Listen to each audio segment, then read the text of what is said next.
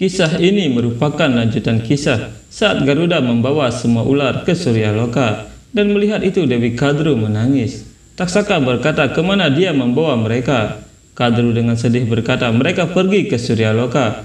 Aku meminta Garuda untuk mengunjungi Suryaloka agar membuat dia kehilangan kekuatannya. Tapi dia membawa anak-anakku. Taksaka berkata, Garuda turun, kamu adalah pelayan kami. Keinginan kami adalah perintah untukmu. Kalia berkata, ibu, dia terbang cukup tinggi, dia tidak bisa mendengar kita.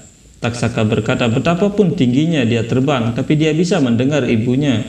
Kadru berkata, ya, dia bisa mendengar Winata. Kadru kemudian berlari sambil memanggil Winata. Saat itu Garuda telah terbang keluar angkasa bersama para ular. Para pangeran ular berkata, ini sangat menyenangkan Garuda, bisakah kamu terbang lebih tinggi? Garuda berkata, ya, tapi... Dumal berkata, kamu pikir kami lemah, kami ini kuat, percepat saja sekarang. Garuda kemudian terbang lebih cepat. Para pangeran merasa sangat bahagia melihat luar angkasa, dan mereka berkata, ini luar angkasa, begitu banyak bintang, lihatlah bumi sangat kecil. Ratu berkata, ya, saat di bumi sepertinya kita yang hebat dan di atas segalanya. Tapi bumi tidak lain hanyalah sebuah titik kecil, dan kita lebih kecil dari itu.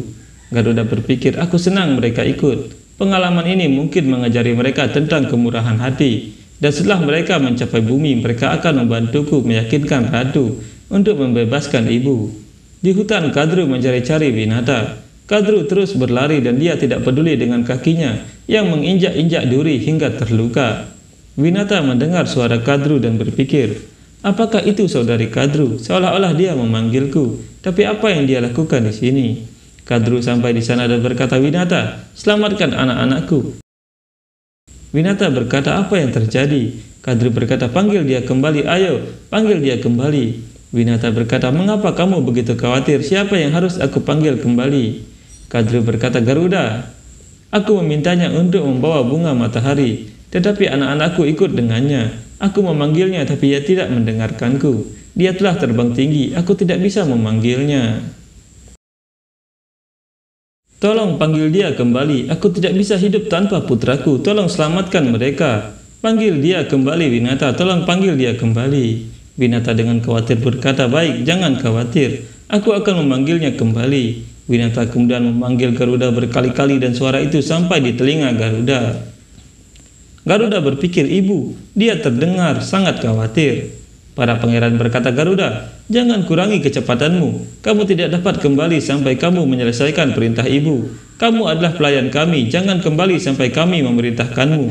Ingat Garuda, jika kamu tidak mematuhi kami, ibumu harus menanggung bebannya.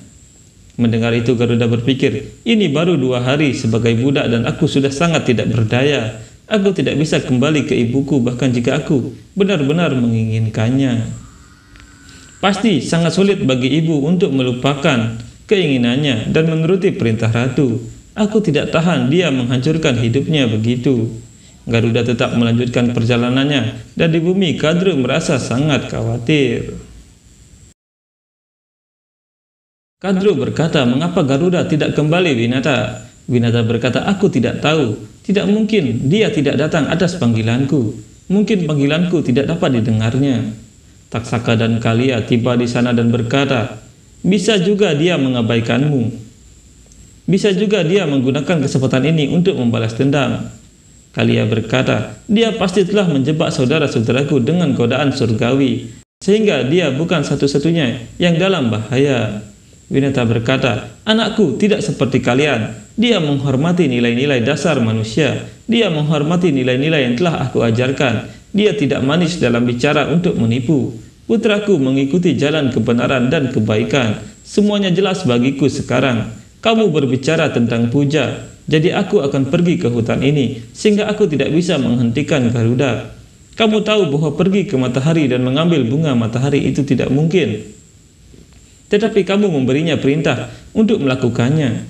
Sehingga dengan melakukan itu, Dewa Surya akan marah dan dia akan mengutuk anakku, lalu membakar sayapnya. Jadi hidupnya sekarang dalam bahaya. Kadru hanya terdiam mendengar perkataan Winata yang penuh amarah, dan Taksaka berkata, ini bukan saatnya untuk menyalahkan. Lakukan saja apa yang diperintahkan. Panggil anakmu ke sini. Jika sesuatu terjadi pada saudara-saudaraku, aku akan. Mendengar itu Kadru berkata, cukup Taksaka, tidak ada lagi kutukan. Kalia berkata, tapi ibu. Kadru dengan marah berkata, Kalia cukup. Aku ingin berbicara dengan Winata hari ini bukan sebagai seorang ratu, tapi sebagai seorang ibu. Kamu juga seorang ibu. Jika anaknya dalam masalah, ibu bisa merasakan sakitnya. Siapa yang bisa memahami ini lebih baik daripada dirimu? Kadru kemudian bersujud sambil berkata, aku tahu kamu marah padaku. Kamu mungkin ingin menghukumku, dan aku menerima hukuman apapun yang kamu berikan kepadaku. Tapi tolong jangan menghukum anak-anakku. Tolong panggil anakmu kembali, minta dia untuk kembali. Winata berusaha pergi dari sana, tapi Kalia dengan ekornya menahan Winata, dan Taksaka berkata, sampai kamu membantu saudara-saudaraku, kamu tidak dapat meninggalkan tempat ini.